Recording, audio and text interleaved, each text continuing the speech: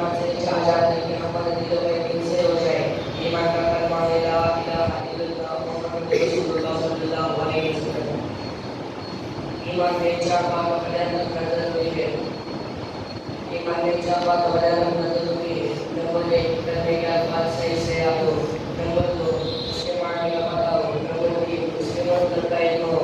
Number 4 उसके तकाजे को जानकर पूरा मानना। कलमे के अल्फाज़ ला इलाहा इल्लल्लाह मुहम्मद रसूलुल्लाह सल्लल्लाहु अलैहि वसल्लम। इसका मतलब है कि नहीं कोई माबूद सिवाय अल्लाह के। मोहम्मद रसूलुल्लाह सल्लल्लाहु अलैहि वसल्लम अल्लाह के रसूल हैं। ला इलाहा इल्लल्लाह का मतलब किसी से कुछ नहीं होता करने वाले दान सिर्फ अल्लाह के हैं। सारी की सारी मखलूक अल्लाह की मोहताज है। अल्लाह में से किसी चीज़ का भी मोहताज नहीं। और दूसरा जो है मोहम्मद रसूलुल्लाह मोहम्मद सल्लल्लाहु अलैहि वसल्लम के बताए गए तरीके को सबसे कामयाबी है और इनसे हटकर सीधे तरीके ये सबसे नाकामयाबी है। और अल्लाह के यहाँ वही अमल मकबूल है जो नबी पाक के तरीके पे किया गया हो। और कलमे का तकाज़ा है कि मन चाहे जिंदगी छोड़कर चाहे जिंदगी पे आ जाए।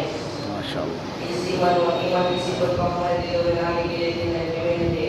पहला काम उम्मत में चलने पर ईमान की खूब दावत है।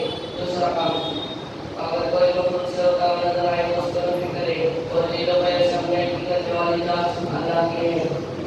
तीसरा काम